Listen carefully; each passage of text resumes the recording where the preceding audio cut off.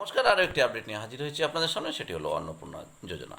অন্নপূর্ণা যোজনায় টাকা ঢুকতে শুরু করেছে 17ই আগস্ট থেকে। পশ্চিমবঙ্গের মাননীয় মুখ্যমন্ত্রী শুভেন্দু অধিকারী মহাশয় আগেই জানিয়ে দিয়েছিলেন যে 17ই আগস্ট থেকে অন্নপূর্ণা যোজনার টাকা ঢুকবে উপযুক্ত প্রাপকদের।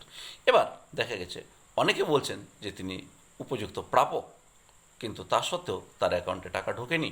কেন টাকা ঢোকেনি, আর বা আপনার আবেদনপত্র কি বাতিল হয়েছে, এই সকল বিষয় নিয়ে আজ আপনাদের সামনে আলোচনা করব সংক্ষেপে।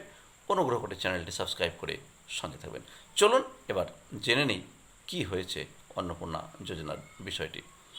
সরকারের তরফে বারবার জানানো হয়েছে নথিতে সমস্যা না থাকলে কারো নাম বাদ যাবে না। তা সত্ত্বেও দেখা গেছে অনেকের অ্যাকাউন্টেই অন্নপূর্ণা যোজনার 3,000 টাকা ঢোকেনি। স্বাভাবিকভাবেই চিন্তায় রয়েছেন আবেদনকারীরা। জানা গিয়েছে আপাতত বন্ধ থাকলেও 19শে আগস্ট থেকে নতুন করে চালু হবে অন্নপূর্ণার পোর্টাল সোশ্যাল রেজিস্ট্রি। এই অ্যাপটি চালু হওয়ার পরে আপনি আপনার সমস্যার অনেকটাই সমাধান করতে পারবেন, এমনটা আশা করা যায়। জানা গেছে পোর্টাল প্রকাশ করা হবে যাদের নাম বাদ গিয়েছে তাদের তালিকা। সেখানেই স্পষ্টভাবে উল্লেখ করা থাকবে নাম বাতিলের কারণ। আর পুনরায় কিভাবে আবেদন করবেন সে বিষয়টি একটু এবার আপনাদের সংক্ষেপে তুলে ধরি। প্রথমত আপনাকে 20শে আগস্ট পর্যন্ত অপেক্ষা কিন্তু করতেই হবে, কারণ ওই দিন পর্যন্ত টাকা ক্রেডিট হওয়ার সম্ভাবনা রয়েছে। আপনি হয়তো ভাবছেন যে আপনার নাম বাদ চলে গেছে এবং আপনি টাকা পাবেন না, কারণ 17 তারিখের পর থেকে 17, 18, 19 বা 20 তারিখ কিছু সময়ও অতিবাহিত হয়েছে, অথচ টাকা ঢোকেনি। কিন্তু 20 তারিখ অর্থাৎ আগস্টের 20 তারিখ পর্যন্ত আপনার অ্যাকাউন্টে টাকা ক্রেডিট হওয়ার সম্ভাবনা রয়েছে। ওই দিন পর্যন্ত টাকা ক্রেডিট যদি না হয় তাহলে আপনাকে বিকল্প পথ ভাবতে হবে। তারপরও না হলে সোশ্যাল রেজিস্ট্রি পোর্টালে গিয়ে প্রথমে দেখে নিন কেন নাম বাদ দেওয়া হয়েছে। এরপর সঠিক তথ্য দিয়ে ক্লেম ও অবজেকশন করা যাবে। বলে রাখি যে সোশ্যাল রেজিস্ট্রি অ্যাপে আপনি দেখতে পাবেন যে কী কারণের জন্য আপনার অ্যাকাউন্টে টাকা প্রদান করা হয়নি। এরপর আপনাকে আবার আবেদনপত্র ভেরিফিকেশন করতে হবে।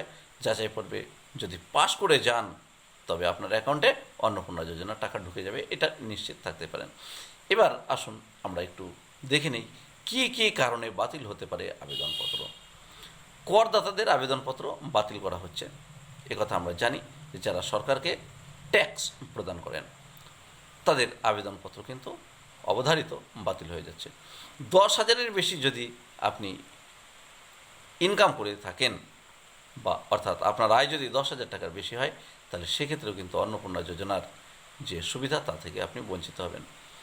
তারপর যদি কারো নামের পাশে লেখা থাকে নট ফাউন্ড, তাহলে বুঝে নিতে হবে ভেরিফিকেশনের সময় আপনার বাড়িতে গিয়ে আপনাকে পাওয়া যায়নি, আবেদনকারীকে পাওয়া যায়নি, আর সে কারণেই আপনাকে নট ফাউন্ড এই কথাটা দেখাচ্ছে। আপনার বাড়িতে সরকারি আধিকারিক যারা ভেরিফিকেশনের জন্য গিয়েছিলেন তারা হয়তো আপনাকে সে সময় পাননি। যাই হোক, সমস্ত কিছুরই ব্যবস্থা রয়েছে, চিন্তিত হবেন না, এখনও হাতে অনেক সময় রয়েছে। তাই অন্নপূর্ণা যোজনা আপনার অ্যাকাউন্টে সঠিক সময় ঢুকে যেতে পারে। আরও গুরুত্বপূর্ণ আপডেটের জন্য চ্যানেলটি সাবস্ক্রাইব করে সঙ্গে থাকবেন।